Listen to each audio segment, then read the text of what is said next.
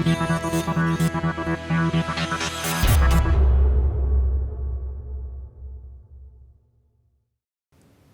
we break down value proposition and innovation, or innovation and value proposition, into several component questions to help us understand better what is the innovation and value proposition for our company. So I like to start with this set of questions. Starting from number 2, what is your product and what is innovative about it? And then, what is the painful problem you're solving for customers? What are shortfalls of the current solution? How do you solve the painful problem, and can you quantify the benefit? And how does your innovation enable you to do the above? So we have covered several of these points already, but let me add a little detail on a couple of the points. So question number 3, what are the shortfalls of the current solutions? Entrepreneurs often miss this part. They have what they think is innovative, or may even be an innovative product that solves a painful problem for customers, but they aren't aware of, or they're not clear about what's wrong with the current solutions. So if the current solutions also solve this problem, or especially if the current solutions are good enough, we may have a difficult time in getting people to switch from their current solution to the new solution. That also leads to question 4. So how do you solve the problem, and can you quantify the benefit? Now, why is quantifying the benefit important, and how does it link to question 3? If, let's say, if your product is only a little better, are customers really going to switch? And when I say a little better, this suggests that we need to think about a way of quantifying how much better our product is than the existing solutions. We have, there's some saying in venture capital that a product should be 10 times better than existing solutions in order for customers to adopt our product. Why? Typically, potential customers don't want to switch from their current solution to a new solution. People tend to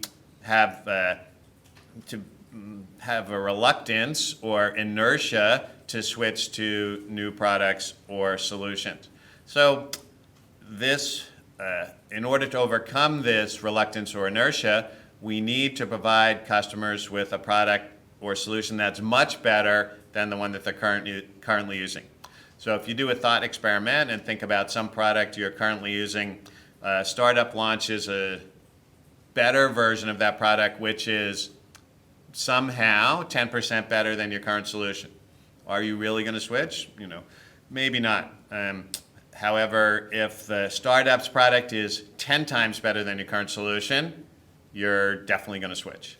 So, of course, it's difficult in real life to measure how much better your new product is than the existing products, but you need to try to do this. And for B2B products, this is especially important and maybe easier to measure, because for B2B products, when you're selling products to companies, typically the value proposition is that your product is either enables the business customer to increase their revenue or to decrease their costs, or both. And increasing revenue and decreasing costs definitely are capable of measurement, and therefore you should be able to quantify those benefits for customers. To better understand this set of questions, I'd like to walk through my answer to these questions for Google when Google first started. Now Google has many, many products, but at the beginning, Google was a search engine. So let's go through and answer some of these questions for Google and see how this framework applies to one of the most successful scalable startups in the last 20 years. So if we answer question 2, what is your product and what's innovative about it? So Google had an had an innovative search engine. So it was a search engine. The innovation was it had several innovations. So one innovation was a better search algorithm.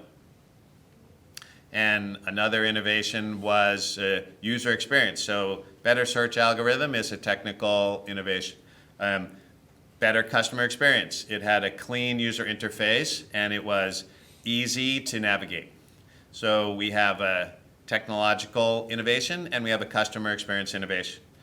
What was the painful problem that Google was solving for customers? The painful problem, I like to describe customer pains from the perspective of the customer. So we can describe the customer pain for an early Google customer as my internet searches are slow and ineffective, meaning I get back a lot of irrelevant search results.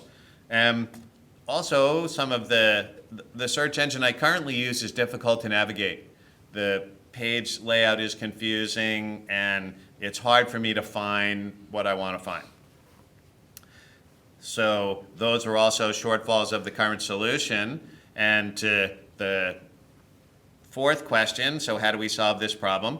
So Google solves the speed and relevancy of search results problem with a better search algorithm.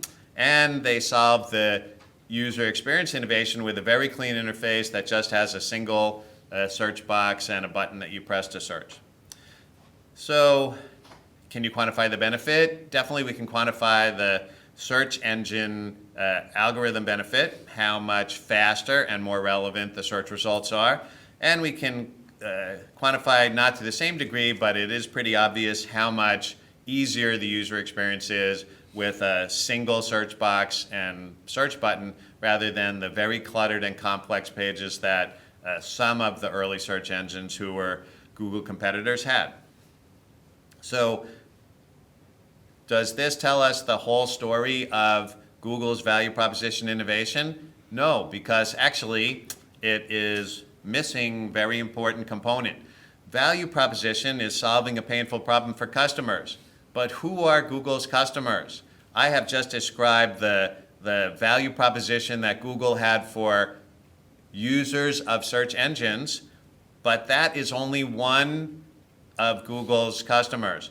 Google's business model operates a two-sided market. A two-sided market means there are two customers for Google. On the one side are the people who are using the Google search engine, who are customers, but in the vast majority of cases, they're not paying customers. On the other side of the market are advertisers. And advertisers are now and were then the paying customers for Google. So what is the painful customer problem that Google was solving for advertisers? If you operate in a multi-sided market, you need to have a value proposition for all sides of the market. So Google's value proposition for advertisers was a better form of search advertising. So advertising linked to search results. And this was innovative because the existing search engines at the time were just selling mainly banner advertising on their homepage. And this was one of the reasons that their pages were so cluttered and user experience was not good. In Google's case, they were able to sell search-driven advertising. That was the first innovation for paying customers. What was the painful problem that advertisers were experiencing that Google was solving? And this is a perennial and extremely painful problem for advertisers. Is advertising is expensive and it's difficult to target advertising to the right customers, and it's difficult to understand how effective advertising spending is. And Google's search-driven advertising solved all of these problems and can be measured and quantified. And this is the fundamental value proposition that drove the success of Google. They solve a painful problem for customers on both sides of their market. Another example from today's market, Uber. Again, Uber, it's today one of the most valuable startup companies in the world. What is the painful problem that Uber solves for both sides of the market? They're also operating a two-sided market.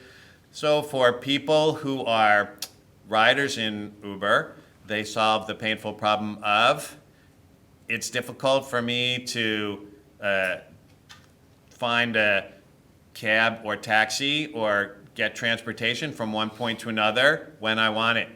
And that can be a very painful problem if you're in a situation where you need to be somewhere at a certain time and no taxis are available. I experienced this problem personally for many years when I was in Singapore, living in Singapore before there was Uber and then later Grab here, when I used a local taxi company calling service when I needed a taxi.